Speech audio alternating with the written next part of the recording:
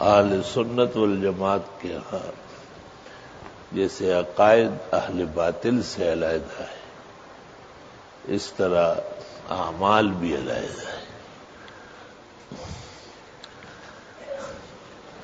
سفید کپڑوں کو ترجیح حاصل ہے، سفید پگڑی کو۔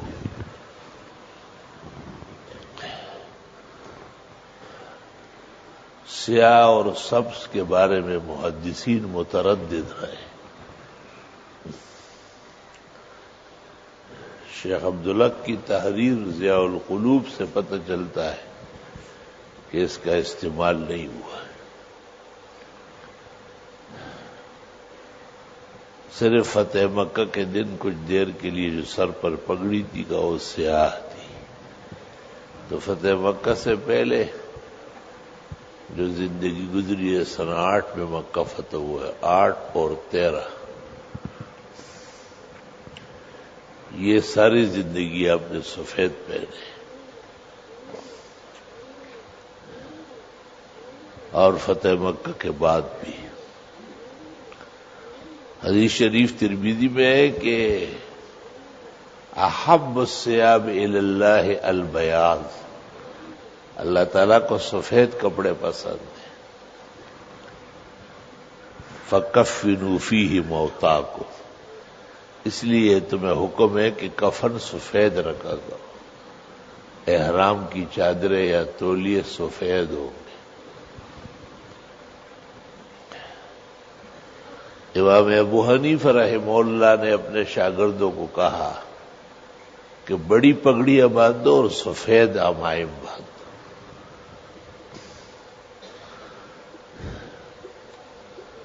سفید کو سیاہ پر بہت ترجیح ہے، جیسے سونے کو چاندی پر ترجیح، جیسے نقد کو ادھار پر ترجیح۔ طلبہ بھی سفید عمائم، سفید کپڑے، سفید چیزیں اختیار کریں۔ افسوس ہے کہ جن لوگوں کو پورے مسائل کا علم نہیں ہے وہ کس قدر غفلت میں مبتلا ہے۔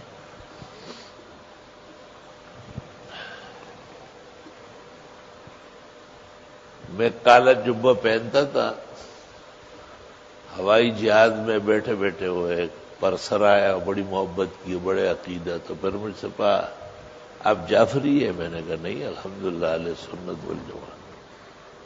بس حیران رہے، مجھے کہتا ہے کہ یہ کالا جبہ آپ نے پہنا ہے۔ امام محمد ابن الحسن شیبانی کی خدمت میں ایک خاتون آئی حضرت سے مسئلہ پوچھنے کے لیے۔ آپ نے مسئلہ بتایا اور وہ حضرت کو دیکھتی رہی، تو آپ نے پوچھا کیا گھورتی ہے مجھے؟ فرمایا اتنا حسین جمیل چہرہ ہے اللہ نے بنایا، اوپر آپ نے سیاہ پگڑی رکھی۔ تو امام محمد نے سر سے پگڑی اتاری، فما تعمم بعد بالسوداء حتى مات بحر، کتاب الحجر والے باہ، وفات تک آپ نے کبھی بھی پھر کالی پگڑی نہیں باندھی۔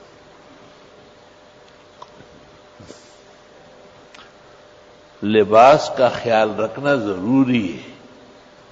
آدم علیہ السلام سے جب بمقتضائے بشریت جنت میں لغزش ہوئی اور شجر ممنوعہ کا ارتکاب کیا تو پہلی سزا جو ان کو ملی وہ یہی تھی کہ جنتی لباس جسم سے اترنے لگا۔ یہ مختلف رنگ ڈنگ جو دیکھتے ہیں یہ مختلف پکڑ ہے۔ سر ننگے ہو گئے، آستین چھوٹے ہو گئے، پاجامے تنگ ہو گئے، ٹخنے نیچے سے دیکھو تو بھرے رہتے اس سے، پانچوں سے۔ یہ گرفت اور پکڑ ہے خدا کی طرف سے۔ اہل علم کا نہ بیان کرنا دوسرا پکڑ ہے۔ یہ سمجھنا کہ لباس کے مسئلے میں ہم آزاد دروغ گوئی ہے، انحراف عن الشرائع ہے۔ لباس التقوی ذالک خیر، مفسرین کہتے مضاف مقدر ہے، لباس اہل التقوی. ہر دور اور ہر زمانے میں علماء نے تقوی والا لباس اختیار کیا ہے. تقوی سفید میں زیادہ ہے. سفید کپڑوں سے دل بھی سفید ہوگا. سیاہ پگڑی یا سیاہ لباس سے آپ دیکھیں نا، کون سیاہ پہنتے ہیں؟ جن کا نہ قرآن پر ایمان ہے، نہ سنت پر، نہ صحابہ پر، جو ائمہ کے نام پر دروغ گوئیاں کرتے، اتہام تراشی کرتے. پورا مذہب دروغ پر بنا ہے. کالا لباس ماتمیوں کی علامت، کربلائی ہوگی.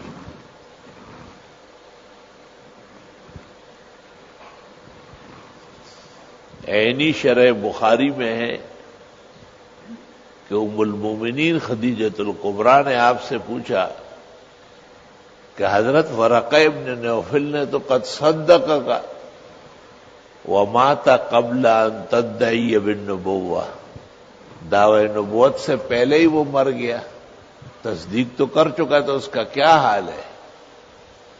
آپ نے فرمایا وہ جنت میں ہے. بی بی نے پوچھا کیسے پتہ چلا؟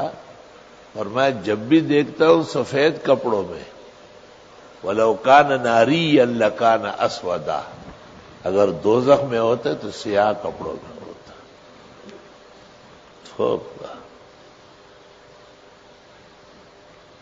سیاہ روئی اور سیاہ اعمال اور سیاہ لباس ہو، اس سے جہاں تک ہو سکے اجتناب فرمایا جائے. شاہ اسماعیل شہید نے ایک کتاب لکھی ہے یک روزہ، اس میں مجاہدین کو اور مشغولین کو اور مزارعین کو اور عکارین کو اور عمالین کو اجازت دی ہے کہ وہ مختلف رنگ پہنے. تو جواز تو ہے، لیکن احترام سفید کا زیادہ ہے. وفیہ تکفنون موتاکم، اس لیے مرد ہو یا عورت ہو، چھوٹا ہو یا بڑا ہو، ولی ہو یا نبی ہو، متقی ہو یا عام آدمی ہو، کفن سفید ہو. اللہ اکبر و کبیرہ.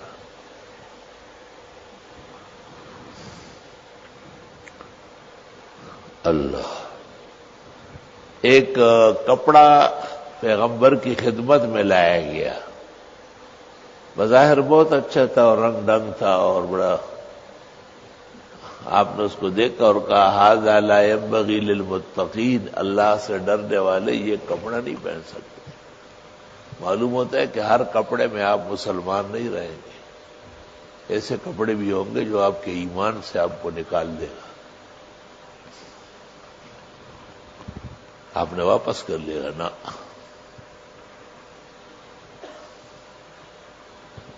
اور ایک کپڑا آپ نے پہنا تھا، بخاری شریف میں ہے، اور پھر نماز پڑھی آپ نے، نماز کے بعد ایسے ناراض ہو کہ آپ نے اس کو اتارا، کل کارہ لہو، جیسے بہت ناراض ہو گئے. آپ نے کہا واپس کرو، یہ جہاں سے آیا وہی لوٹا دو. تو بہت خیال رکھنا پڑے گا، خاص کر نمازیوں کو، طلباء کو، علم کے چاند ستاروں کو اپنا ہیئت بھی صحیح کرنا پڑے گا.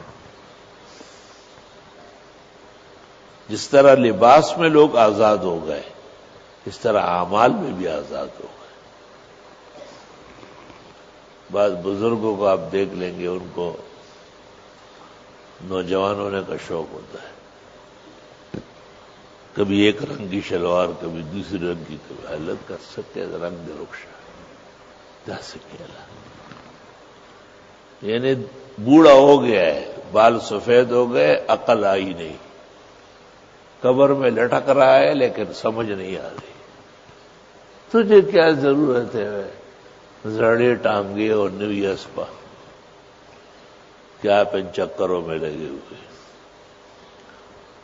تو طلباء انبیاء کے وارثین و جانشین ہیں، صحابہ کے. بہت زیادہ احتیاط لباس میں فرمائیں، اور بس سفید ہی سفید ہمیشہ اختیار کریں. دل بھی پاک صاف رہے گا، دماغ بھی روشن رہے گا، مستقبل بھی آئینہ ہوگا، مینار و رشد و ہدایت کے قریب ہو جائیں گے. ہمیں بہت قریب سے اندازہ ہوا ہے کہ یہ بعض ساتھی جو رنگ کے سیاہ ہوتے ہیں بالکل، اور وہ سیاہ کپڑے پہنتے ہیں، بہت خوش ہوتے ہیں، تو اس سے پتہ چلتا ہے کہ ان کا دل بھی سیاہ ہے. یقیناً ان کو سفید اختیار کرنا چاہیے، حسن و جمال بھی بڑھ جائے گا. اور پھر یہ کہ تنگ و تاریک کپڑا نہ ہو، کھلا کھلا کپڑا ہو. بعضوں کو اللہ تعالیٰ نے بالٹی بڑی بڑی دی ہے، بڑے بڑے ڈبے لٹکے ہوئے، اور کپڑے ایسے پہنتے ہیں جیسے اسٹیج پر جو عورت ناچتی ہے نا، اسٹیج ڈرامہ کرتی ہے، وہ پہنا ہوا ہے. لگا کب مسلمان ہوں گے آپ، کب انسان بنے گے؟ تو یہ بھی عادت ٹھیک نہیں ہے. کھلے کھلے آستین، کھلا گریبان، قمیض شلوار کھلے کھلے، ٹیڑھی اور جاپانی بننے کی ضرورت نہیں ہے. یہ فسق و فجور کی حرکت ہے.